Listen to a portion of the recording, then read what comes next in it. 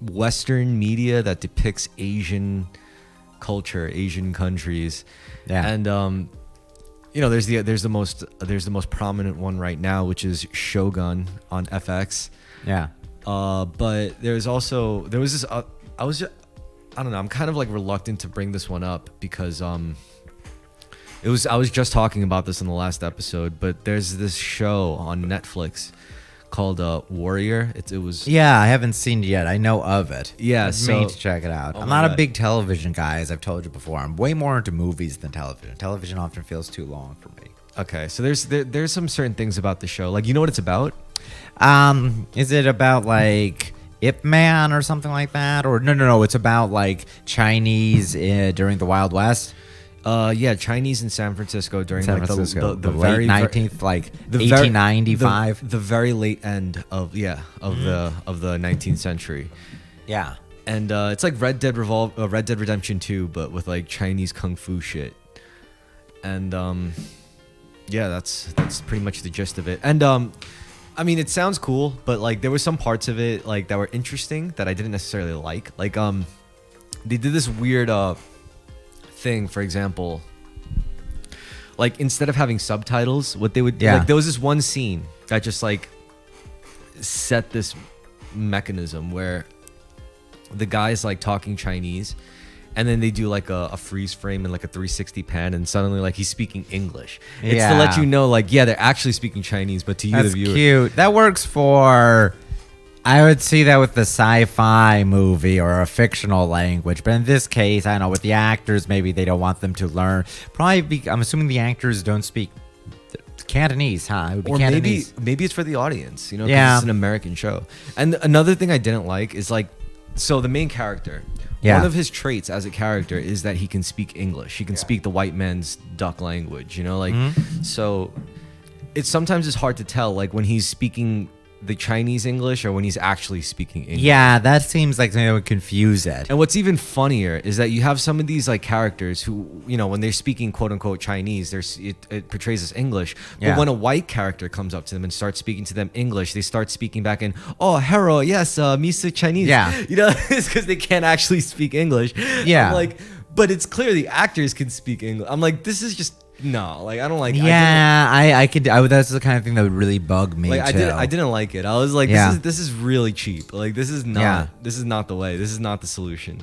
Yeah, that would be very irritating and bothersome to me. You like, but again, like the main character is the most confusing thing because he doesn't have a change in like accent when he goes from. Oh, like, he's not speaking English with an accent, whereas an actual guy at the time is the character born in America. No, so his lore is that his grandfather was a white man. So he doesn't look white because it's it's like Bruce Lee was 1/4 German. Yeah, something like that. So that's that's their explanation for it. That's how he could speak. Bruce Lee apparently wrote the original source material for that made that show anyway. I see. So it is a self-insert for him. Yeah, more or less. And, I don't know, especially nowadays when I don't think... for starters, people watch things with subtitles anyway because they're always like... Because sound mixing is atrocious nowadays, or people aren't paying full attention. Big factor is just sound mixing is consistently atrocious. I don't fully know what's going on with that. Well, it's because it's a hard practice. For example, like... Yeah, but all these shows and movies should have good sound mixing. I know there's some things with like... cameras, you see this with IMAX cameras, I think, are loud or whatever, but yeah, the real consensus is like you can always have perfect sound easily in any movie editing process if it was mostly filmed in like that green screen studio environment. Yeah, the places where sound gets extremely tricky and extremely compromised is when they actually film on like a real location or like a real built set, you know, on like the outside. Well, cool. world. Guess what? Up until very recently, Hollywood was good at doing this. Yeah, and both what on happened? Stages and on location. And fucking what happened? Like. I'm sure there's a good explanation. I feel like I've read something in space. Well, it's money. It's because mocap and green screen shit is way cheaper. Yeah, And like the other thing is it ends up being more expensive when they're constantly fixing it in post or when they're workshop. It's a different kind of expensive though. It's Yeah, the kind well, of often expensive where the burden, because shit could roll downhill enough. It does. That's true. Yeah. There's so many, like, all those Marvel movies have tons of reshoots. Yeah. Like they almost cost more than twice as much as they should because of constant reshoots, of focus grouping. It's a terrible way to make a movie. But that could be exploited in a way where, for like we said, like it's easier to exploit that. Where you could just be like, oh, I don't have to be there for this set. I don't have to watch it build. I don't have to invest money into like material to oversee its building. Like you don't have to have everything planned out thoroughly in you could literally just bother the shit out of your animator and your editor. It's like, no, this isn't right. Do this. Yeah. No, I don't like it. Do this first. And Meanwhile, for the guy cutting and editing, he's pulling his hair out. He's like, he wants to stab his eyeballs. He's like, this is hell. Like it's I'm sure it's awful. And also, they're not unionized, the CGI guys, which is another factor. But like, contrast this. I think I talked about Primer last time I was on. I can't remember. It's not like I'm the biggest fan. It's a good movie. I'm not like a huge fan of it, but that's a movie that was shot on like $6,000 and every single cent went to good use. It looks great. Now, admittedly, it's a movie about tech guys in a startup and their lives revolve around like, I don't know, a Dallas suburb. So everything's but he makes it look great on a cheap budget, and it's because he extensively storyboarded every single shot. Everything was tight and well planned, and you can make, even like Dune and Dune Part 2 look much better than any Marvel movie now or ever, except maybe Iron Man 1 was the only Marvel movie that really looked good. People, maybe understandably, I don't know, people give a lot of hate to that guy who made the Dune movie, Dan Villeneuve, whatever his name is. Yeah, Denis Villeneuve. I don't know, like I'm not that dedicated to the source material of Dune to properly go on. To properly judge the movies like that. I mean, I thought the movies vaguely looked cool. I was kind of bored from it though, not gonna lie. They're pretty good. I like them. But Blade Runner 2049. Oh my god, that was just. He did an incredible job. That was a movie that masterpiece. did not need a sequel. He gave a great sequel to. But it was also like, it was everything. It was the effects. It was the set design. It was the acting, and it was the writing. It was everything. Everything was pitch perfect. Do you know that Jared Leto's character was originally supposed to be David Bowie? Yeah, but fucking David Bowie. God, what would have been perfect for that character, that role. He's probably done shit like that in real life. Yeah. It's exactly, it would be, I guess in some ways, revisiting him in like The Prestige, but that would have been absolutely perfect. I don't care. Some people I did not care for Jared Leto in 2049. Well, yeah, he was probably the weakest. Yeah, it felt very distracting. Even his supporting character, that girl Love, was like a way better character than him, and she didn't even say anything. That and the movie has like a lull in the second act. Like, there's a period of time during it where it feels like it's like it drags roughly in the same place that the original movie dragged. Though both are great movies. Well, yeah, and I don't recall the first one as best as I do the second one, but in the second one, I recall that even the seemingly disparate story beats, they still come together. Like the whole thing with Joy, that's still very much so tied into the themes with the central plot. Everything from the kid, which is like always a callback to like the original movie with Harrison Ford's lineage and all that shit, which is awesome. I loved all that. That movie was. He's kind of a weak part. He's all right. He's good in it, but kind of a weak part. I felt him as Declan. What was his name? Deckard Cain. I don't know Deckard Cain. I felt him way more as him than I did as fucking Han Solo. When in terms of like. He hates. It's funny because he hated playing Han Solo. I'm sure they offered him boatloads and boatloads of money to come back. He was very happy, I'm sure, to die in the movie. Spoiler alert for a decade-old Force Awakens.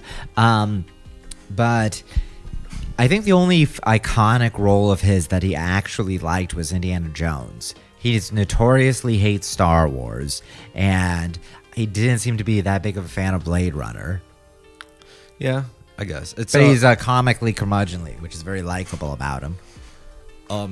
Another instance of where like an actor hates their iconic role, but it didn't have as much weight to it, was when Daniel Craig discussed how he did not like being 007. He was like, I don't like this. Was he excited at first and then did not end up liking actually playing it, or was it like he just? I think he knew it was a very prestigious role, so Yeah. he knew to take it very seriously. But Yeah. he found it rather like quote unquote distasteful. I wonder what he found distasteful about just being probably involved in. Maybe he's gay. You know, maybe he just doesn't want to be a womanizing like sociopath agent. Like, his version. Daniel Craig 007 barely has sex. yeah. Like, compared to all the other Bonds, Daniel Craig's... No, like, in the Daniel Craig movies, he has sex with, like, one woman a movie at best. Well, you could also argue there's like less notable women in the newer 007 movies. It's always just like one or two chicks that he Yeah. would like that would get introduced, and one of them would die, and one of them would be the good they're one. constantly dying around And he fucks him. both of them or something. You often, not even both. I feel like sometimes both. Often one? Like... I love it when he fucks the villain bitch. You know, like Yeah. when 007 always like fucks the villain girl. I mean, like in Skyfall... I love how the villain girl is always hotter too than the good one. Yeah. What is it? Skyfall M, Dame Judi Dench was basically the Bond girl of that movie. Judi Dench. There's like no other woman of prominence in the movie. You're absolutely Except right. the one that gets killed by Javier Bardem, but like that's barely there. Yeah. So it's really like Dench ends up being the Bond girl. for Skyfall. would total Yeah. 100% would. She's a classy lady. but Gilf, yeah. But she's dead now, right? No, she's alive. Oh, Not like Helen Mirren, who was also, Helen Mirren was always playing very sexy roles when she was young. You can only think of her now as an old woman because that's the age. Wait. The reason why I thought Judi Dench was dead because the character's dead. Okay. Yeah. I know, you're always confused. You're always surprised when you see an actor die in a movie and then you watch him in another movie. And it's like, wait a minute, he's still alive, but I saw him die on screen. Yeah. I don't know. They should have changed M when they changed Bond. I agree. Shouldn't have Judi Dench carry over. They could have made a way better M by now. You know, like Yeah. I have just Ralph Fiennes like phoning it in. Yeah. The next Bond though will definitely be a new Bond, and it'll definitely be a new M. 100%. They might reuse Ralph Fiennes. I mean, probably films in the course of a day. Because the problem with Daniel Craig's Bond is he still was like a reboot of Pierce Brosnan's Bond. Yeah, he was. He wasn't really a new Bond. He was just a reboot. So they didn't go very strong. I haven't seen the latest one though. I think the latest one does play into it being a code name or an assigned name for different agents. But I mean, they technically can't make quote unquote new Bonds is because the writer's dead. Like, you're not gonna have better good new source material. Yeah, I would think if I was taking control of this has been said before, if I was taking control of James Bond as a franchise, I would probably make them period pieces. Just do what like X-Men First Class did and a couple of other movies have done, but just have it set in the 60s. Yeah, it's a really clever idea, actually. And just like you can make a bunch of ironic winking jokes about sexism at the time versus now or whatever, but you just have everything be retro. You can make him just Frankly, you could do something not exactly the same as Sean Connery Bond, but like a reference to. What about like an older Tom Holland? I don't know about gravitas. You would think like Tom Hardy or something. I don't know. Tom Hardy? Yeah, Tom Maybe. Hardy maybe. Tom Holland. Oh yeah, he's an Englishman. I forgot that. Yeah. The character needs to be played by an Englishman, obviously. Yeah. And Tom Holland, I think it's just because he's too adolescent looking. Yeah, he is too low body weight. But if he filled out and looked older, maybe he could pull it off. Maybe. Maybe. It's just it's hard. Daniel Craig is a hard act to follow, like a very very hard act. He beat He out looks the most like he beat out Pierce Brosnan in aesthetic, maybe not in performance, but in pure just looking at him, you're like, holy shit. Yeah, he's the closest to the novel description of him. Yeah. But he also was too old for the role by the time he was cast in it. And then they're making references to is he like a new recruit in Casino Royale? But then like 2 movies later, they're talking about how he's an old man, which is accurate to his appearance, but still. Yeah. as a character, I do like him a lot better than like Jason Bourne. You know, I've read a couple of Jason Bourne books. I never read any of the Bourne books. I mean, the movies were kick. I mean, the first movie was kick. I really like the first one. I'm not as wild about the sequels. Well, they started dragging on, but the first one. I just don't like the cinematography. It's all the shaky cam stuff, the mid-aughts. It was novel in the first movie, but by the second one, it was too exhausting. Not that much in the first. I mean, it's in the first movie, but it's not as much. There's some long, continuous shots in the first movie. I think the cool part about it is like when you really look at like. Not the fight scenes, but the physical engagements. It wasn't like every physical engagement wasn't some long, drawn out, stylish fight scene. It was like shaky camera, but like 6 seconds of flop, flop, flop, done. And it's like they're all on the floor. That's really how it should be, though. Like that's realistic in a sense, where it's like, you're if you're an actual operator, you're not gonna want to do some fancy fight scene. You're gonna want to like disable the guys as fast as possible and shit. Unless you got a guy that knows just as much as you, which also they showed in the movie. And it's cool shit. Yeah. Matt Damon is serious. It'd be interesting to rewatch those. Because, you know how Good Will Hunting was like the original script was like? Originally, he was being stalked by like secret agents. Oh, man. Like, he chose or wanted to make the Bourne movies because originally Good Will Hunting, half of the plot was going to be an action movie like that. That's and hilarious. He was told by, I think, Robin Williams, like... Make it heartfelt. Like, make it just a, like, dramedy about this guy. Don't make it both of these things. So, effectively, if you combine the Bourne franchise with Good Will Hunting, that's what originally Matt Damon wanted to do. That's hilarious. So they made the right decision of splitting it into two movies. Splitting the Harvard stuff about the working class smart guy. Make that... just put that in. Fuck, I lost my thread of thought. You basically say, put that in Bourne Identity. Yeah. Instead of doing it in one movie.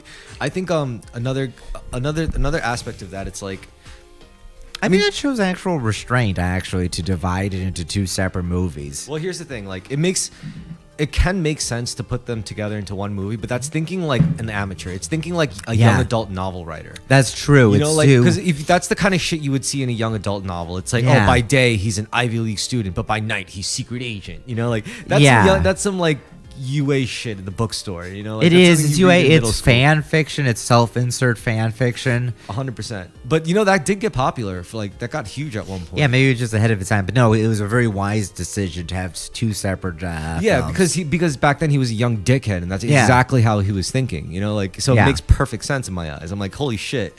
It actually makes too much sense. It's kind of hilarious. You know? It's interesting how him and Ben Affleck, both of them are from Boston, just like me. I feel like really, well, it's part of that '90s Hollywood generation, but they're all tryhards in Hollywood. They came. I don't know. I'm not going to bother looking at Wikipedia, but they came from relatively humble origins, if I think correctly. Boston. I think if I remember correctly. Yeah, they're just some good old boys from New England.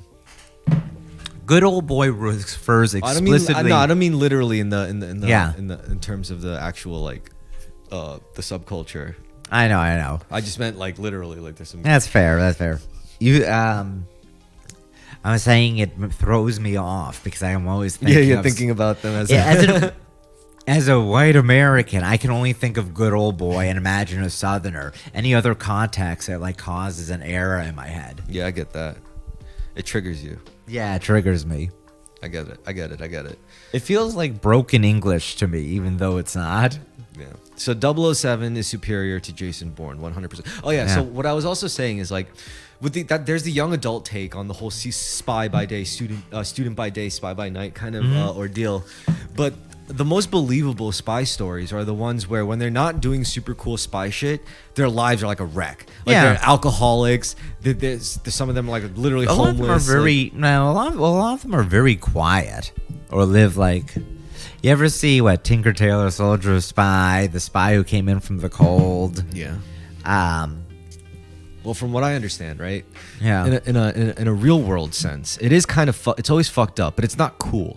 But it is fucked up. So the way spying works, in at least as far as the U.S. government is concerned, and as far as we know it, I'm sure there's exceptions to this, but there's the regular procedure of intelligence gathering. There's two there's two major players in any given operation. You have there's a spy master who handles all the sub ops, but within the sub ops, there's a handler and there's an asset.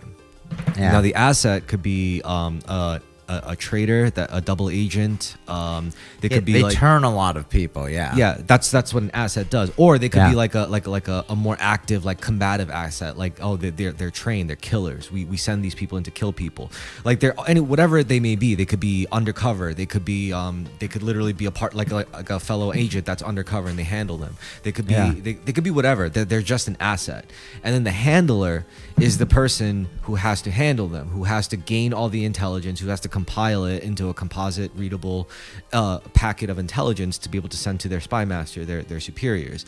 Now it's fucked up because it's always going to be this like lateral relationship, right? Between you're just the asset. You're left in the dark. You're the person at the You wish you were an intelligent agency co-op. What? You wish you had like a co-op that was an intelligence agency. Me personally? Well, Lionel. Oh no, I'm trying to make a bit that isn't working. Continue.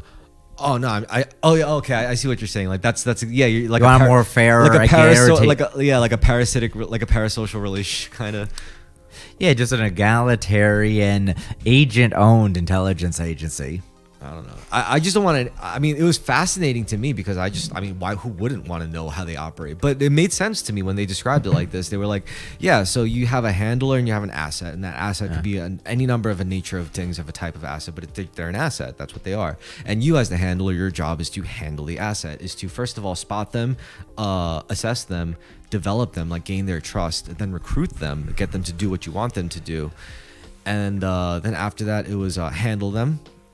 Further handle them, and then it's terminate them. And of course, like the second A in SADRAD is handle. You know, instead of they took the A out of HANDL and they use the A. But yeah, that's their operating procedure. And I don't know. I mean, I take that, and it's like, well, what do I really glean from that? And I take that kind of same framework of operations when it comes to interactions with a human being, and I look at it where sales works the exact same way. When it comes to like winning someone over, when it comes to negotiating, it works the exact same way. When you want to extract something that you don't have from someone, whether it's intelligence, whether it's knowledge, whether it's experience, whether it's stories, whether it's entertainment, you have to be able to like approach them cold. And there's a procedure to that, and it's actually very formulaic, and people are highly susceptible to this. They'll never admit it. No one wants to admit like, oh yeah, a simple formula of operations could break down my psychic defenses and get me to spill but yeah, we are that vulnerable, and we don't. I mean, I want to learn about it because I want to know how vulnerable I am. It's not so I could like manipulate other people. No, I want to just not be manipulated. But then you understand that there's no way to differentiate. Like, to make yourself less manipulatable, you're gonna become more manipulative. You know, it's like crazy how that works. But I mean, that's just like how society and the current paradigm of society is built. That's why it's so exploitable in like specific ways. I don't know. I think maybe the right well, yeah. I don't know. I think the right person, a person who could minimize becoming more manipulative. Maybe they will be a little bit, but I think it can do a lot too. If you're not doing it professionally, you're just doing it in your normal everyday life person. But no, all right. So it's not really a matter of whether you do it or not. It's the matter of how conscious you are of doing it. Because the truth is, everyone does this shit. Everybody, because we all want things. That's just the God-given truth. And living in a society wanting things, you're going to want things that are literally outside of your own physical means. So you're going to have to not necessarily always manipulate people, but you have to manipulate your surroundings in a specific way. You know, you have to do certain things to be able to gain the outcome you want, whether it's gaining a sum of money, whether it's gaining an object or a possession that you want. Whatever it is, like, you're going to have to follow some kind of procedure, and that's just always the way to look at it. All the ethical stuff, that comes after. But and the rawest nature of, like, manifestation, that's how it works. You're going to have to, like, you're literally going to have to put yourself in a state, do a set of actions and, like, behaviors and think in a certain way to be able to get what you want. And, you know, when it comes to other people, it's really no different. It's just, the question is, again, like, who really, like, is the one that wins out? It's not the smarter person. Even smarter people are just as much, like, you know, liable of getting, like, manipulated than stupid people. It's really who's conscious of it, who's conscious of the game. All you have to do is just be made aware. You know, that's really all it is. It's raising consciousness. That's all it is. Nice. No, yes, that's true. I was waiting for timing on when you would say raising consciousness. No, I'm saying that's. episode. I was just saying it's like that's the literal. No, but it's true. You're right. That's the literal thing. That's why, like, you know, if you're quote unquote raising consciousness, quote unquote, it basically means like you'll look at something like Fox News and maybe you'll have a giggle, but you're not gonna like, you know, hang on to it word for word, and you're gonna be like, oh my god, this shit is right. Oh my god, I gotta follow Tucker Carlson wherever he goes. Oh my god, he left. I think his viewership really fell off. Well, you know, he gets a bunch of views on Twitter, but Yeah, he managed to pull off some stunts, like in an interview with Vladimir Putin. yeah, but it's become way more tabloidy. Yeah. Way more like he's interviewing a guy who believes in aliens or no. Tucker himself keeps bringing up aliens. Well, During the Putin interview, he like tries to push Putin to ask if he believes in aliens, and like Putin was like, "Nope, I believe in a purely material world." Which was an amusing interaction. damn. But he feels, I don't know, I'm not watching the numbers of viewership or watching him consistently in either form. But, I don't know, it seems like he really took a step down moving to Twitter, frankly. Maybe not having the people around him or the money. Or frankly, I think the guardrails forcing him to be more respectable. Rather not respectable, but more grounded in certain ways. Yeah, I just think the whole industry of like news media is just corrupted. Infotainment? Yes. It's corrupted. It's fucking rotten from the inside out. Like, you I don't know can't if it trust was anything ever they say. good or any moral in any way, but yeah. There's no way you could trust any single thing they pump out to us. Nothing. Yeah. Literally, you're better All off. it does is just make you stress. You're We better were talking off. about. Sorry, go on. I was just gonna say you're better off trusting like Reddit or Twitter from like Yeah. supposedly first-hand accounts, but it's a closer thing. Like, just from the way it's written, like you could actually glean some sort of like personable like nuance into like their speech patterns to know it's like, oh, this motherfucker's actually talking about how, like, you know, like he's going through some shit in Yeah. the spot where it's shit's going down, you know. Now, we were talking earlier in the restaurant. Tell me if you don't want to bring this up, but isn't it pleasant that that people are talking so little about the upcoming election? I know I'm ruining it by mentioning it now, but I want to talk about purely not the actual politics of it, who's going to win or not. I don't want to talk about that. I want to talk on a purely meta level about how much people are talking about it, or even how much coverage it's getting. How do I feel? Do I feel it's unpleasant that we're not paying attention to it right now? No, I mean, isn't it pleasant? I find it pleasant. Yeah, It's do. curious. I'm sorry that we spent so many years in like a society-wide mania. But I keep cutting you off. Please continue.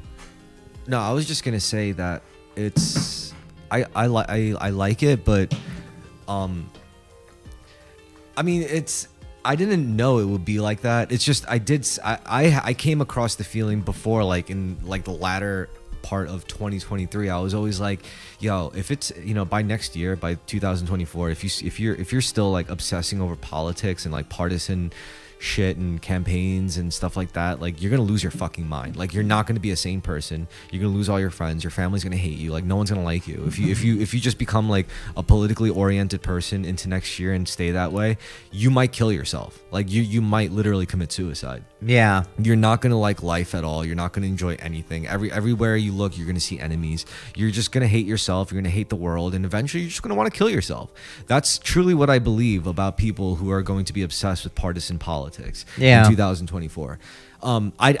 I said that not knowing whether people would listen or not, or whether anyone would even listen or would bother to. I don't care. You know, it's not why I said it, but I just said it because that's the way I felt.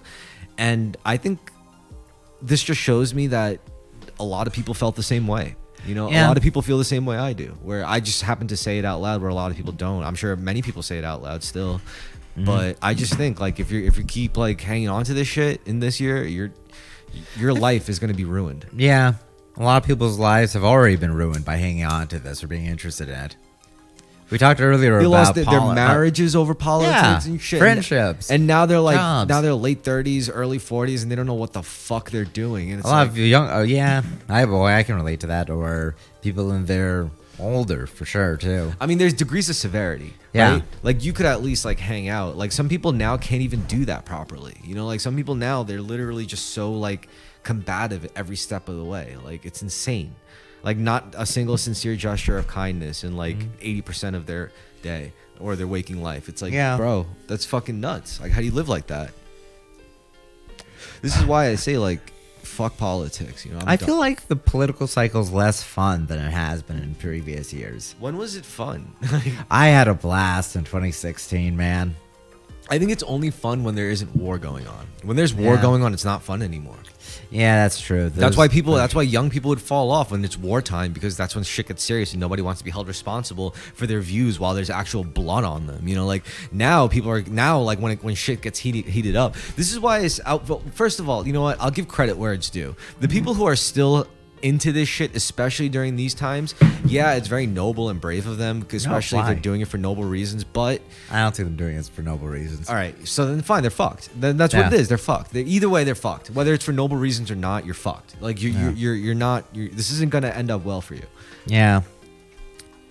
My dad is one of the only people I know that follows the Ukraine war intently. Not for any political reasons, but just as like he spends a lot of time watching combat footage on YouTube. Yeah. And then he doesn't know how to like share a link. So he'll text me and say like, "Oh, look at this date, Ukraine conflict. Look, there's a tank. I think it's an old T-34." Yeah, he says, "Look for that video." And he'll send me like these terse, almost haiku like texts all the time, where it's like, "Carmen, Google, YouTube, Ukraine war, Russian soldier taken out by drone," and then when we have our phone calls like every week, he often will give me an update on like what's going on the lines of battle. He's just very enthused. He's in there. He's in there right now. Could you imagine like a really near dystopian near future where it's like if you have like an Oculus or a Quest or something, like you could actually pay and subscribe to be like in the trenches and from like first person drone view, so you could like be next to them and like I mean, there's a lot of drone operators, and they really do use like an Xbox controller because it's so familiar with what they've already experienced. Yeah, and then they just push the button. And the two analog sticks, And the fucked up part is those those little bombs they drop. They're not like big bombs that'll kill you instantly. They're like maiming bombs, you know? Yeah. Like they'll like make you like shatter your kneecap, and then they'll have you bleeding while like a bus squad comes to finish you off, you know? It's been a very brutal. I mean, wars are always brutal, but this one especially. It's just this World War I dragging combat. Both sides have a lot of old guys. A lot of like guys in their like the average age of a lot of the soldiers are like 40s. Interesting. Both because like young population not engaging, or maybe they want to kill off the old people first.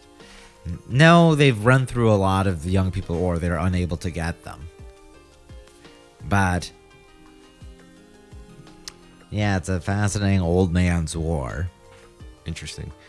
I mean, if the past 5 years seems like a passive global extermination in a lot of ways. First, we had COVID, killed a lot of people. Now we got a couple of wars going on. There's Palestine and Israel.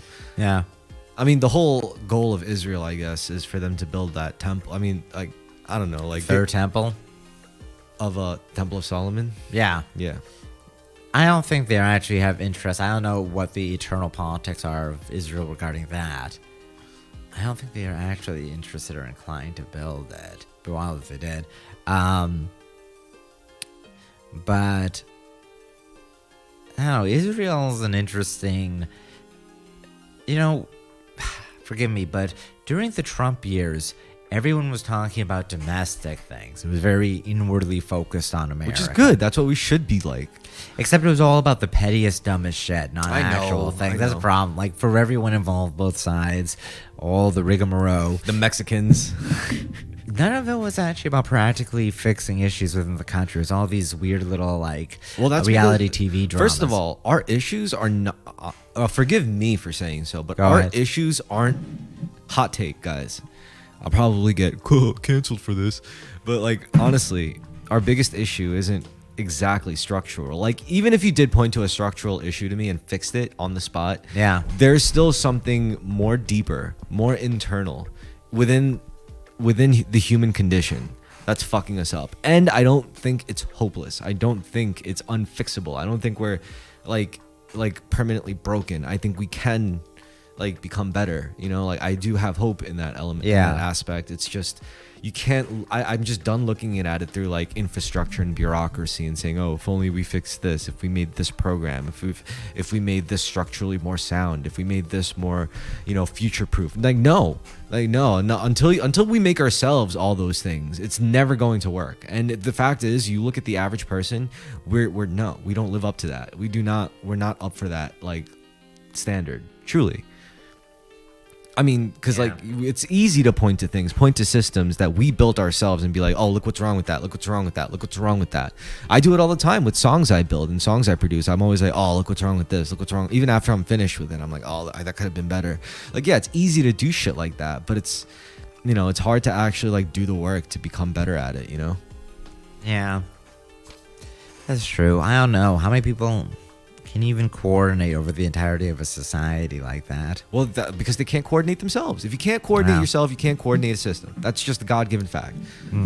And to coordinate yourself, I put it in like, it's not complicated. It's not rocket science. In fact, I make it very simple, which it sounds it's simple, but it's hard, I guess you could say. I always say like align yourself in mind, body, and soul. Yeah. If you do that, everything will come together. Everything you seek to do with like honest, sincere intention will happen naturally. Almost it'll be crazy how naturally it happens. But when you're and everyone experiences that in different degrees. Like they just happen to like, it's like, yo, I'm on a roll, or I'm like, I feel very centered. That's what it is. You're in a position of alignment where your mentality is in check, your body is in check, and your heart is in the right place.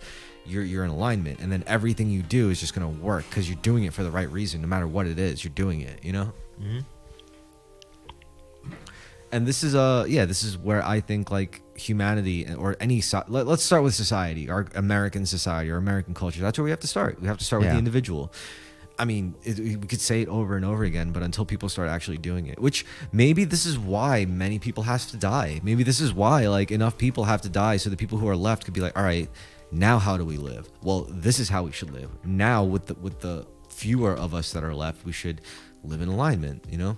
Although COVID didn't even kill that many people. And this war in Israel and Palestine and not that many people. And this war in Ukraine, the big thing is just that the whole population of the globe is aging. Except for Africa and like some parts of Central Asia. Maybe that's the next way to exterminate people, is to just do it peacefully, where just prevent them from having kids, you know, which is easy to do.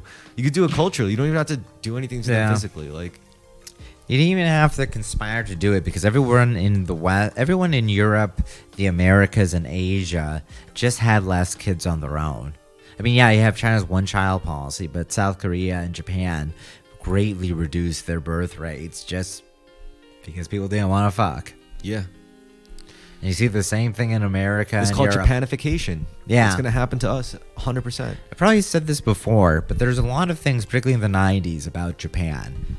Japanese culture, Japanese economics, Japanese politics, that previously were thought of as unique, weird Japan things, but are better thought of as results of the current wave of modernization, just with Japanese characteristics.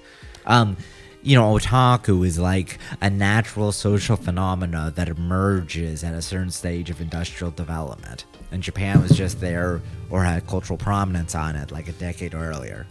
Here's one big factor, I think, when it comes to Japanification, like the phenomena where like your first world population just decides they to stop fucking, right? Yeah. One big phenomena, or one big factor that leads up to that emergent thing is it's the advancement and accessibility of like greater transportation, is being able to leave the country. It's how accessible is it within your country as a citizen of your country to leave your country. Once that becomes easier to do and more accessible for you as a citizen, that's it. The process has started. Because think about it, like every incentive that keeps you there, which forced you to stay there, is gone. Yeah. And if that's gone, then it's like, are you happy? Oh, you're not happy? Just leave then. And that's and even if you don't actually leave, knowing that possibility is always there in the back of your head is going to make you think differently about things. It's going to like change your standards about different things, you know? Like, you see this in even within a country. Tokyo is a huge and growing city. Well, Japan, like it happened so rapidly because they were the most isolated country in the modern world at the time. And once their shit opened up, it opened up in a really big bad way. You know, like Yeah, Japan had to reckon with the rest of the world. They went along a certain path to be able to maneuver socially and internationally. Yep. But you know, like once that happens, there's no undoing that.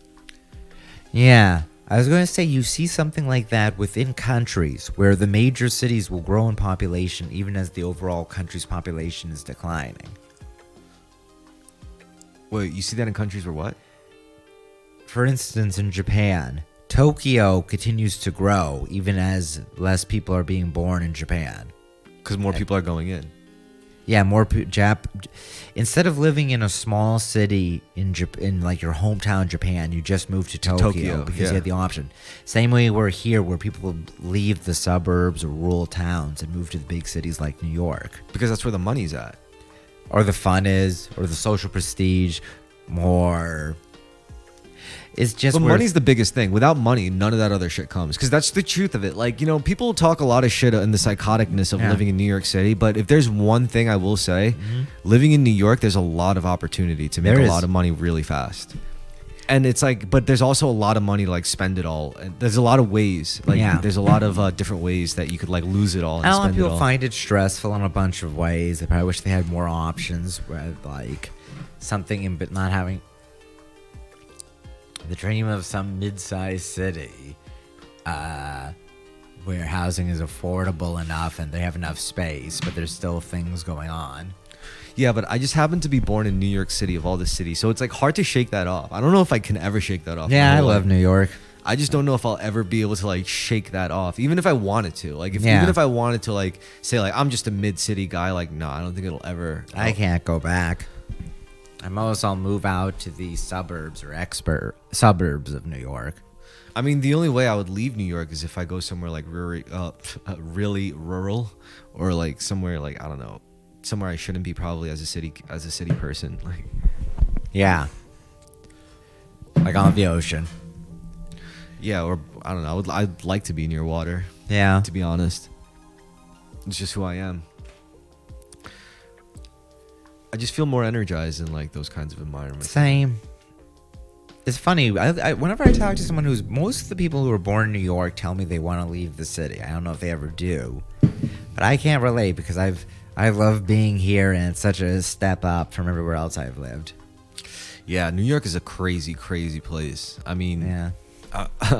It's a lot of shit, which is why I have a great idea for content. Like, I'm just gonna build up a second bike, you know, that's like more like with brakes and like a free coaster, and I'm just gonna like film first person videos of riding through Manhattan, you know, like from like say like the South Ferry to like 14th Street or some shit. I'll just like film the whole thing and and post it with some of my own like lo-fi chill beats. And I think it's I'll do it as a project, and you know, if people dig it, I'll do it more. I used to watch that shit, like, because it was cool, it was chill just to see like, you know, first person footage of like ripping through traffic and shit. Yeah, there's a lot of. It's interesting that you can Google most towns' names and find a YouTube video of like a walking tour, driving through the worst ghettos in Pennsylvania, or like quaint little towns. Yo, I fell down such a rabbit hole because it eventually led me to like police chases in New York City where they just get away. I love those videos. Like, it's just it's said a lot. There's a lot of content out there. It's always these guys from like Long Island who have the money to build up these like really fast cars, and they could just make them go plateless. And it's just, you're not catching them, like, you know, because it's just, especially like if it's like a Porsche or some shit, like some kind of fucking like Beamer, like tricked out Beamer, like you're not gonna catch that car in like the Jackie Robinson Parkway, for example. Like, I love those. I love watching those videos. They're so good. They're like real life cowboys. Really are. I mean, the stuff, those chase footage. I love chase footage from third world countries or from like Brazil. Which that counts. In the Middle East, they do the craziest stunts in cars. Like, Yeah, you ever because see- they're bored and they have nothing else to do. they're in the deserts and they have cars. I don't know, like Saudi Arabia is just an entire Beverly Hillbillies civilization My sister's out there. or nation. Yeah. Yeah, and she was in the Army Reserves and they got deployed out there.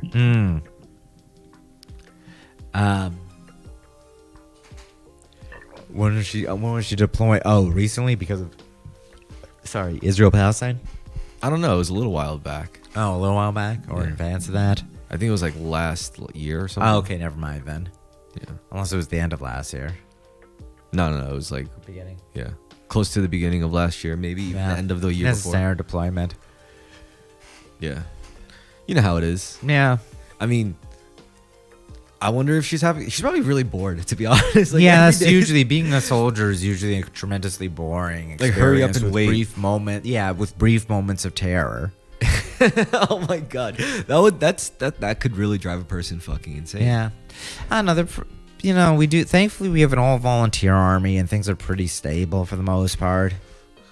Imagine if they started drafting. I would want to be with my boys. Like wherever my boys Yeah, are. like in Civil War, when an entire village enlisted together, and then they all die, and like. That's something that happened in World War I, where they stopped letting people from individual villages all enlist together because entire towns will get wiped out. Yeah. Well, that's in what one artillery shell. I mean, that's what Saving Private Ryan was about. Like, they stopped letting Well, in that case, all the different brothers were assigned different places in the hopes of preventing death. But they still ended up like a lot of it died. So yeah, now it's just like you can't have all the brothers like join. It's just not allowed. You have to leave at least one behind. Yeah. There was this movie, World War II movie called Fury. It was following this like tank squad. Yeah, tank crew. Yeah, with Brad Pitt. Yeah. Yeah. Did you see it? No, actually, I know I showed. Who's that Hispanic guy that he's like mad famous now? The Mexican looking dude. Pedro Pascal. No, not Pedro Pascal. It was another dude. He's like a funny guy, but he could do serious roles. Well, I'm spacing. I'm sure it should be obvious. In Saving Private Ryan. No, in Fury. In Fury, he was an Ant-Man. Oh, fuck, You know who I'm Luis talking- something. Yeah, that guy. Yeah, I like him. Yeah. I like him. He's like a much more handsome, much more awesomer, fucking Carlos Mencia. I don't know. Yeah. That's really lasting racist. Probably impact of me on to say. I America shouldn't have said is- that. I apologize. Yeah. I apologize. That's just an unfair comparison. But I No, don't know. I it's just fair. I get the same cultural vibe, except he's a lot more accessible to me. Yeah. I don't know. I'm thinking about. All right, so there was a scene in that movie Fury where he was like, they were on a tank and they were passing by this like blonde girl. Yeah.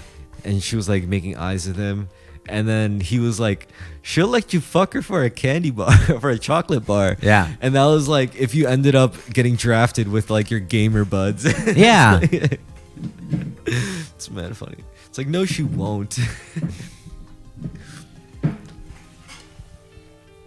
Oh man, if we ended up getting drafted together, that would be like such a fucked experience. Like, Even if they, I don't know, they're not gonna bring back a draft. I just have higher incentives for the volunteer army. I think we would end up embroiled in civil war before we would end up getting drafted in a foreign Yeah, war. it caused a lot of social unrest during the late 60s.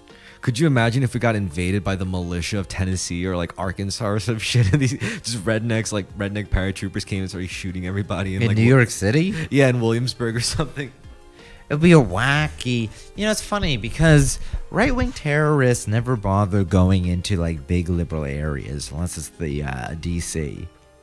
It's like Oklahoma City bombing happens in Oklahoma. It doesn't happen in New York City. What if like Joe Biden just fucked up in like a big way, or the president of the United States fucked up in a big? So just someone, if that could happen, where like multiple generals or multiple higher ups in the military are just like, you know what, we're not doing this anymore because we no longer have faith in you. We're backed by the governor of this state and this state and this state. It could get out of hand like really fast.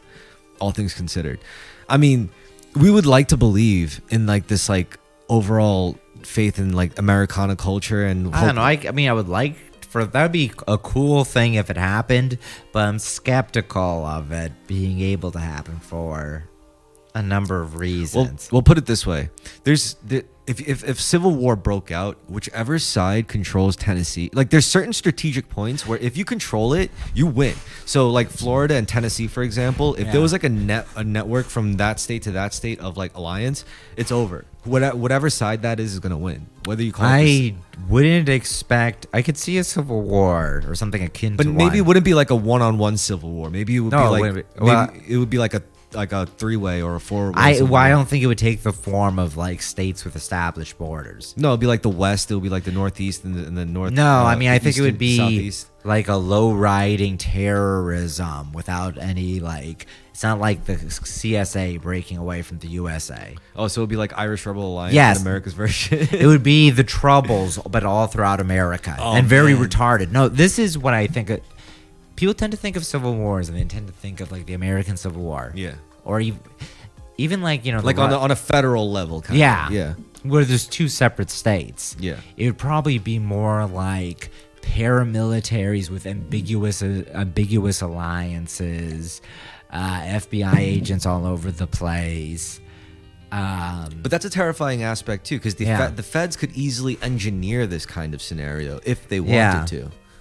Like they do it in other countries all the time. Yeah. Why wouldn't they be able to do it in our own country if they really had to cover their shit?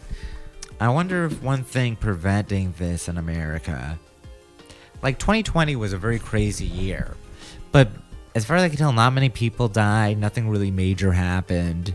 People were trying to hype up something far more drastic. The media was, and also individuals really wanted to.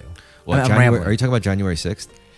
That, the summer of Floyd riots, the significance of COVID, there was constant, like, remember all the claims of Boogaloo Boys, which I think was just like, well, that was, I think, a failed FBI psyop. Well, there were some manifestations of Boogaloo shit. Like, remember that shooter in New Zealand where he was like, remember, kids, watch PewDiePie. Oh, the Christchurch shooter? Yeah, subscribe Yeah, to but- PewDiePie. Yes, but I mean, I was just talking in 2020. Oh. Like it felt like there was an intent to engineer a extremely online 4chan spree shooter, and the closest you got was like one Filipino guy who died in a shootout with cops during 2020.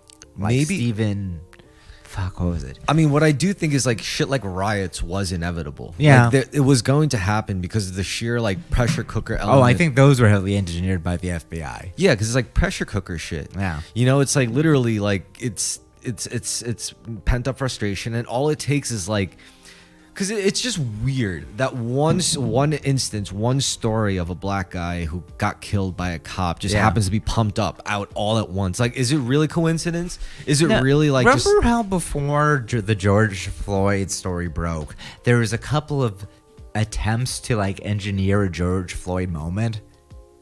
Like the whole year before, like the Central Park dog watcher woman and that black guy accused her of racistly calling the cops on him after he said he would poison her dog or implied it. Well, I mean, the sad truth is like white cops really do like kill black guys on whole. Well, they did. I don't know if they do anymore. I'm pretty sure They they still do. do, but, Yeah, but it's like when it's different behavior within different populations. Yeah. I mean, there was the most recent cop shootout I've heard of was like the Acorn incident, Yeah, which is like, I don't know. a bunch of there's a bunch of like cop shootings that due to body cameras, they're just clearly justified, and there's no way to make a big social scandal out of them. Well, I mean, the Acorn one was just funny, but like That one was very funny though, with him just shooting wild. It was real Barney Fife stuff, real Andy Griffith show. But that's what a lot of cops are like. But yeah, cops are just regular people. They're not Yeah. all bad. They're just maybe they're all stupid, because all people are stupid in a sense. You know, like, yeah, I could see you saying it's like all cops are stupid. I prefer you saying that than like going on this like ruthless like ideological Yeah, this weird, like, they're all agents of white supremacy. Every cop is a malicious Klansman. I'm like, this is really, it's deranged. Cops can be huge dicks. You know what's crazy? It's like all that shit is fizzling out so hard. Like nobody pumps that shit anymore. I know, it happened so quickly. It literally was a switch being turned off. You know what that really means? It's all just a fucking meme. It is a meme. Yeah. It's all just memes. We can't let memes control our lives anymore. I mean, humans. Well, how many relationships got destroyed because of these memes? A huge number. Basically, they're hostile memes. Jesus, they're it's like a filtering system. It's literally filtering out weak-minded people to kill themselves, like in different ways. It's insane. Or at the very least, they don't even have to go so far as saying, I mean, yes, kill themselves.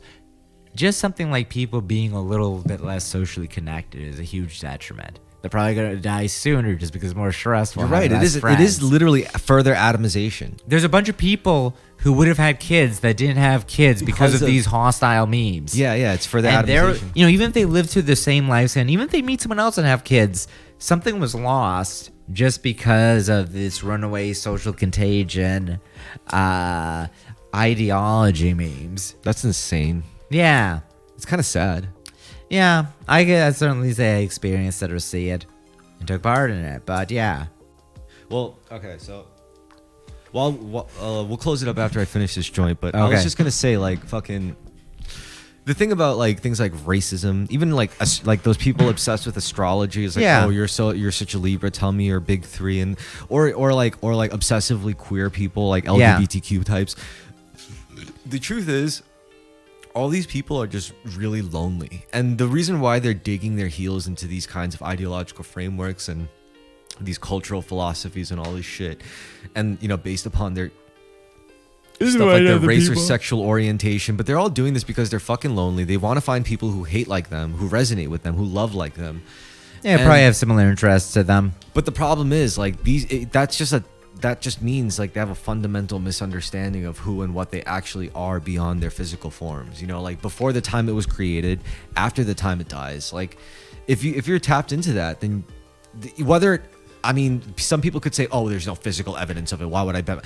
I mean, because first of all, it doesn't fucking hurt you to buy into it, quote unquote. It doesn't cost you anything, and it helps you. It makes you a better person. It makes you better people to other people. It's there for a reason, and it's almost so natural where it's like, it's almost insidious to be forced into a position where we have to feel stupid for quote unquote buying into that. Like, what fucked system is like saying, like, trying to detach us from this idea of having a soul and to sharing souls with other people who also have souls? You know, like, why, like, whoever like really first implanted that seed and like cultivated that to like become like the de facto like way of viewing reality, or exploited it for that matter, you know, and like, you know, with like organized religion or whatever, like they did a number, you know, like it really broke us. But the thing was, like, I don't think it was possible to completely subvert that forever. Like, it wasn't possible to like repress it in humanity, and I think it's just always going to be like that. You could call it the divine nature, you know. It's always going to be hardwired into our like DNA. It's there, you know, whether we like it or not. So I think that's why like people become obsessed with things like politics and like ideological differences and shit, like, you know, like gender-based politics, identity politics. It's crazy shit, and you can't let that get to you because it doesn't fucking matter. Like, none of that shit matters. Like, that's just this. Well, I guess it matters in the sense we were earlier talking about cryptids and whether if they're culturally prominent enough or enough people believe them, they are in fact real. There's something similar here where these things are just thought forms, right. But enough people are engaged in it that it does have some significance or some kind of significance after. Okay, so that's progress we're talking about then. If more people looked at it that way, we're fine. You look at these political beliefs as demons and spirits. Some of them as angelic spirits, and some of them as demonic spirits. So even that will demons are just a medieval meme. Even that will add a better framework than what we got going on, where it's like, I could justify murdering this person because they don't fit with this ideological belief, and they're just like, they keep supporting the system that's just killing more and more people, so we got to kill them now. You know, of course, people are very lazy, myself included today. People were a lot more serious in their ideological rivalries in like the first half of the 20th century. When you look at like the Russian Revolution, the various fascist movements, they tried harder to embody that shit. They were just tougher people. But a lot of the guys were often World War I vets, so they're really seasoned. That too. people put on, or really they take part in fandoms they're really engaged in the GLBTQ fandom or the race fandom. Yeah. The lore. They like the lore. They get into like cosplaying, but they're not really living it like the characters they admire. That's true. Maybe that's why, like, there was, like, I don't know. It's just why I guess my life personally would, like, get better after doing, like, martial arts. Yeah. I mean, it's just the one thing that makes you feel like that, like a movie character compared to, like, more passive activities where you're not really putting anything on the line. People are very disconnected from their bodies, from their labor, Yeah. alienated from both. Yeah, it's no bueno. But otherwise, yeah, fucking everyone's just got to find that universal connection with all human beings, which is hard to do. I make it sound so simple, and I realize it's because there's a lot of things that are getting in the way of that. For example, it could be innocent things like having a family. Like if you have kids, it's going to be so much harder to actualize yourself as a parent, especially if you had a kid before you got to fully like have that actualized experience of like finally being okay with who and what you are. Yeah. You know, and being able to forgive everyone and, you know, whatever, like being like of clear mind and, you know, with a certain age and maturity. Yeah. So it's like, if you have a kid already, like, which is a perfectly innocent thing to do, you're going to be like fucked. And you might even transfer, like, even in a worst case, you might even transfer that fuckedness over to your kid because you didn't like handle that before, you know, you end up projecting it onto them anyway. Yeah. I don't know. Some people, I've said this before, some people really actualize well once they have kids. And there's also like grow up. And there's also like, since all kids are born innocent, you know, like they're kids and then they grow up and right away, boom, they get hit with some unjust abusive shit behavior from like an adult or something. And they're made to like, you know, endure like horrific behavior from other people onto them, and that's gonna fuck them up in ways before they even learn how to process like forgiveness, before they even understand the concept of getting fucked over by another person in some way. They get fucked over, you know, when they didn't deserve it, and that also makes it harder to self-actualize because you're gonna hold a fucking grudge. You're gonna feel broken. You're gonna feel like, what the fuck did that person do to me? And you're gonna be that's another. There's so many challenges in a person's life to be able to like enter a state of alignment. And like I should stop saying it like where it's like so easily, it is accessible to all, but it's like you can't just like say like, oh, I'm like it's hard because there's so many things in life that are insidiously stopping us from like being that way, you know? Yeah. And that's the shit I don't like, you know? Like, I think sorry for yawning. I think there's You been have a to shift. apologize. What? You don't have to apologize for yawning. There's feels like there's a general shift away from universalizing philosophies or theories or views of other people. Yeah. I don't know. It's the partisan aspect that I don't like. I think like where you have like this devotion to a sect or something, you know. I think that's a natural human inclination. And I think that the other things they would devote themselves to as like a tribal identity in the past were assigned by society or assigned by others. I think another big problem is like it's more easier, and you're in a more privileged position in this way. It's easier to be a forgiving person if you're strong. Yeah. And to be strong, you need to follow a certain a chain of events, right? Like to be a stronger person, you have to at least put in the work, right? You have to like train yourself. You have to push your limits little by little, incrementally, gradually, on a consistent basis until you can handle more and more stress and more intensity. That's how you become stronger in whatever aspect, mentally, physically, spiritually. You got to push yourself. You got to test yourself and like to see how far you can go beyond just your like assumed limits. Mm-hmm. And when you do that, that's when it becomes easier to forgive people for shit.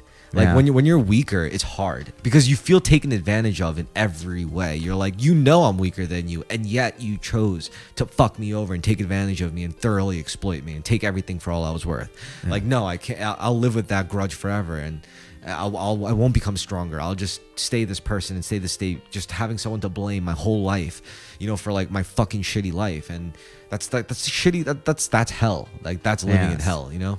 But if you say, nah, I'm going to become stronger, maybe even seek revenge if that's what it takes, you know, like. Maybe try to, because I truly believe, like, if you're a weak person who commits to seeking revenge, by the time you get to that point where you pull the trigger, I guarantee if you earn that position, you will have the right to make the decision. It's like, no, I'm gonna spare you. You know, like, I'm not gonna do this. I'm gonna preserve my soul. I have faith in myself now. Like, I'm a stronger person. I'm better than this. You know, like, that's what's supposed to happen. Is you get fucked over, and as a weaker person, you're like, no, I'm gonna get stronger. I'm gonna fuck him over. I'm gonna beat the shit out of him. And then you get to that point, and you realize this isn't worth it. Like, I don't even want to do this anymore. And then you walk off, and you feel like, because you've become the better person. Yes.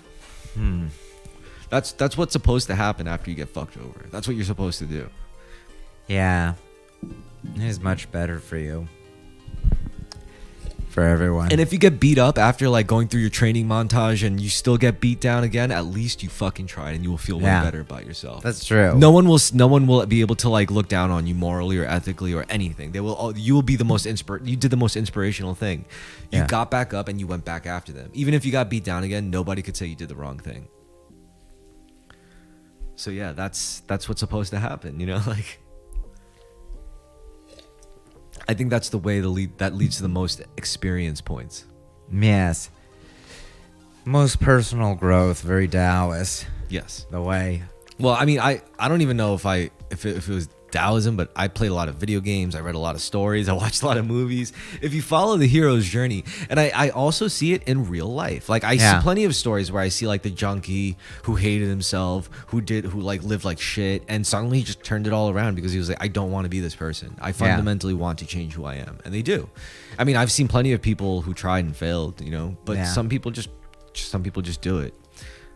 I think it's like the baggage that makes you fail. Like, the things that you can't get over, like the secret grudges you hold. Well, this is Buddhism with, like, people just say, like, translated as desire is the root of suffering, but, and I'm not a Buddhist expert at all or Sanskrit, but the term tanha is that we translate as desire is more like grasping or holding on. Yeah. And also desiring is kind of all mixed together. But it's really like holding on to grudges or holding on to a moment in your life. It's a karmic tie. Yeah. And that's why the key to it is, honestly, I mean, these things are so simple, they almost sound like literally ridiculous.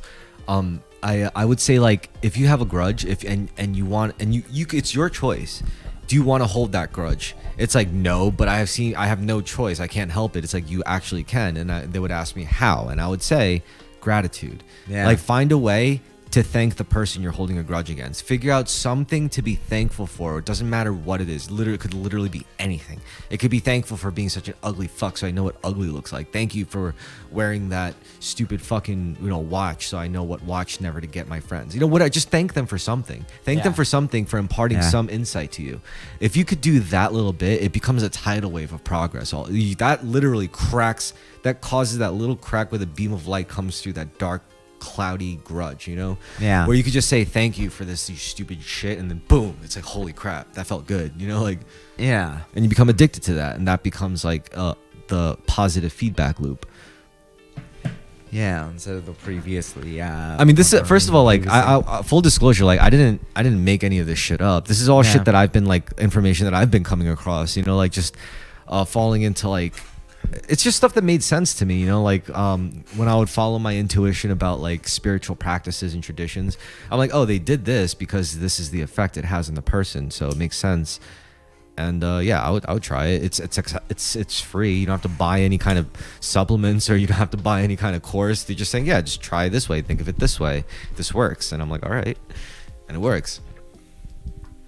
But that also has to manifest into action. Like, you also have to do the work and eat better and work out, all that stuff. Anyway, yeah, we're about ready to wrap this up. You got any closing notes? What's the time on it? Actually, it's only been an hour and 9 minutes. It's not even that. It's also. Are you feeling tired, or how are you feeling? I'm okay. Because you drank coffee, you didn't drink alcohol. That's true. How are you feeling? I'm feeling good. I had a lot of coffee. Yeah. I could keep going, but I would take a break. Or I just run to the bathroom and you could monologue. No, we could make a cut. No, I don't like taking the break, because the break, like, disrupts ruins your energy. It disrupts the flow. Yeah, it disrupts the flow. It does disrupt the flow. That's true.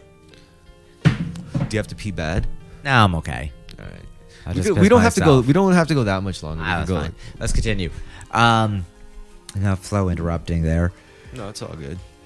It's free content, you know. Right. How much are you guys gonna really complain about free content? You're not gonna complain about free You just content. click away from free content.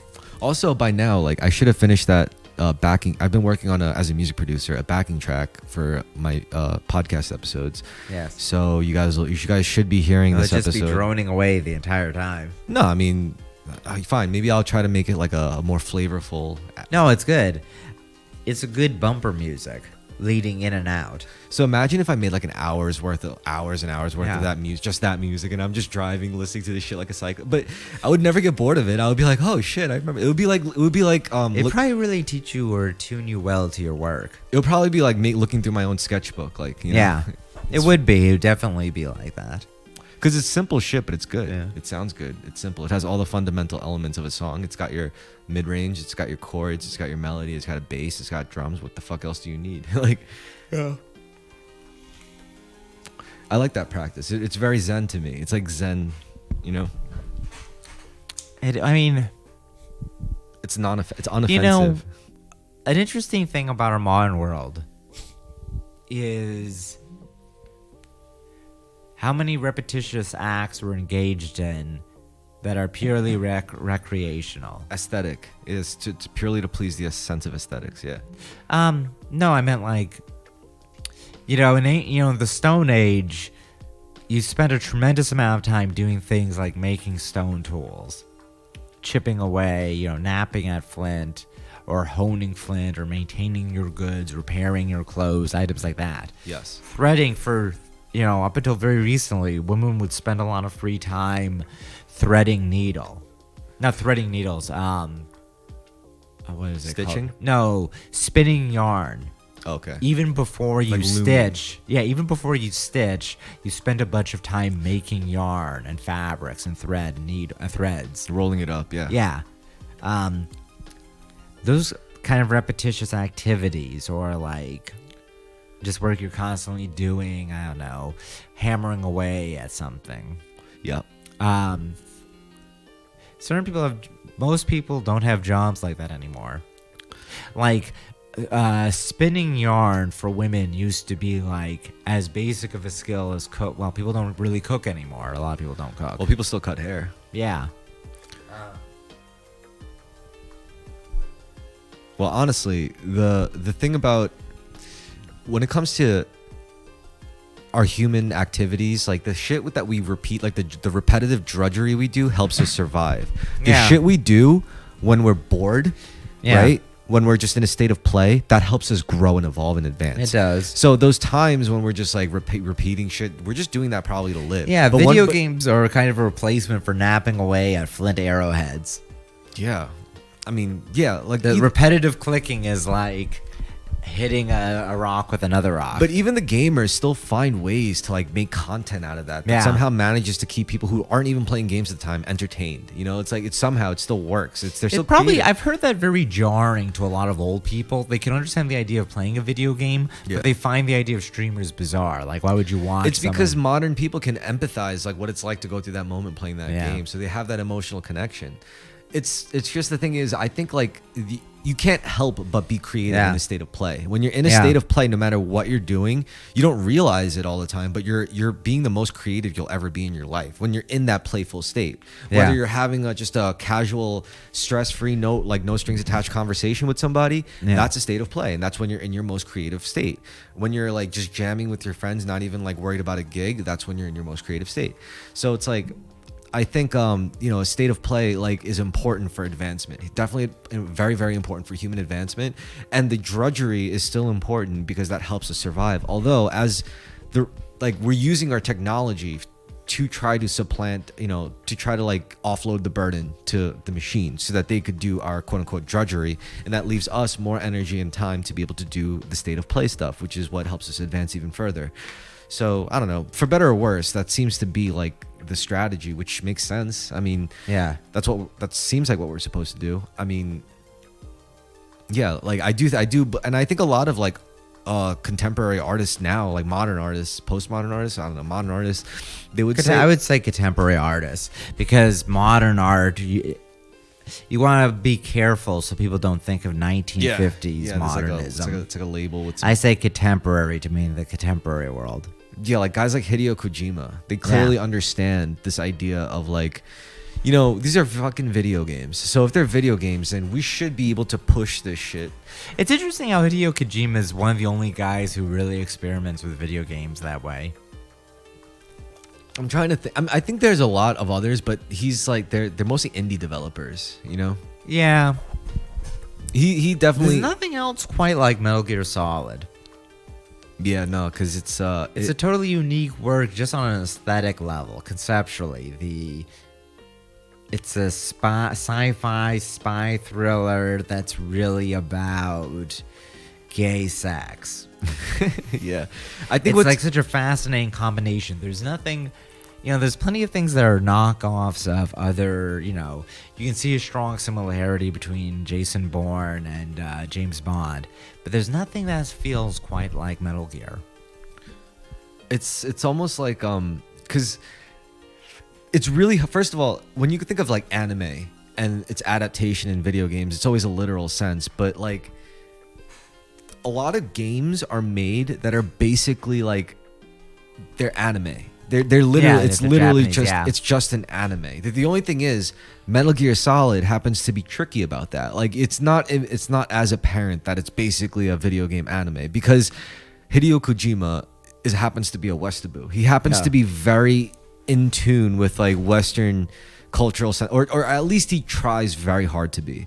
So I mean, he did a good enough job in Metal Gear Solid games to be able to be like, yeah, see, this is a legit spy fucking thriller shit with like 100% realistic weapons and I don't know, but no one ever, I think, thought of Metal Gear as a spy story. It's something like they stop and they strain trying to explain Metal Gear, and then they settle on calling it a spy story. It's really and it's kind of like an action movie, 80s action movie, but it's kind of like an anime. It's like an anime. It's a video game that's like an anime fandom to 80s action movies, but also 70s spy thrillers, and also all these other things too. You're right. I don't know. It's there is nothing quite like it. Like I don't know. It's a weird category. A lot of other video games, you can say there's a clear similarity to something else, or you can see the clear inspiration. Give me a video game example. I'll try and find a connection. Of what? You mean like a game like Metal Gear Solid?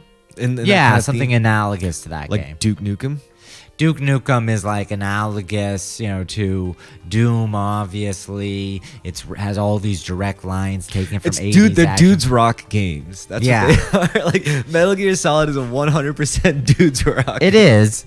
Sorry. That's what I would call them. Like, because it's beyond action. Yeah. It's like the kind of action where it just makes you like respect men. Like you're like, this is great. Like this is what I aspire to be. This self-sacrificing clone tool for the U.S. government. Yeah. Oh my god. But then like, I don't know. When it comes to the pinnacle of gaming now, it's like, it's always, to me, I don't think anything's really topped Red Dead. Like, there's Red Dead Redemption 2, and then there's The Last of Us 2. I mean, there's also discrepancies with both. Like, a lot of people have problems with both, but I think like from the experience of like actually playing both, they're like crazy fucking games because the level of detail and all that stuff. It's weird. It's like it's almost uncanny valley shit. It is in a bunch of ways. I find those fine. I don't know, perhaps when I was younger it would have stood out to me more, but I just don't find it too compelling. I think Red Dead Redemption 2 is honestly the superior one because it's each one. That game has its own economy. Like all the little creatures eat the other creatures, and they all have their own little lives and their own little cycles. It's literally Westworld of a video game. Yeah, and like in the future, I would imagine it's only going to get more and more advanced. Simulation, where it's just it's going to become not only look good and feel good, but it's also going to become it's literally its own world with maybe its own economy, and maybe people are going to link their own real life economy to that virtual economy. and it's because people already do that with games like Eve. You know, Yeah. like that's already got its own insane like multi-million-dollar. MMOs in general did. MMOs have really died off as a genre, though. Yeah, because it's battle royale completely took Yeah. over people's attention spans. Like nobody has the Even before that, I mean, people blame Blizzard for running WoW into the ground, but I think part of it was, I wonder if it was almost inherent within the genre, or maybe it was just trends WoW introduced. WoW's casualization, their focus on making it possible to play the game single player really shifted a lot of the established, all the MMOs that came out except for like Eve.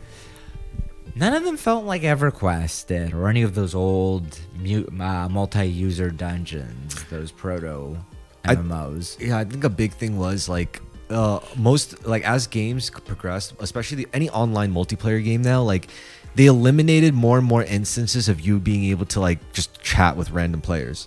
Just getting in contact in random lobbies with random players. Just Once again, another thing the Chinese ruined, where Chinese gold farmers and spamming. Dude, it's everyone ruined it. The teenagers Yeah. were out of fucking control in the old Xbox days. Like Yeah. it was just every lobby was insanity. It could not go on. That leaked over into old school Blizzard games too, which is why they had to reel that in. Everything was all reeled in. All communication is now third party on Discord, on like voice on voice. We were using voice apps. calls back then, but yeah, Discord. Really, I really hate Discord compared to forums. Because once again, it atomized gaming communities. Yeah.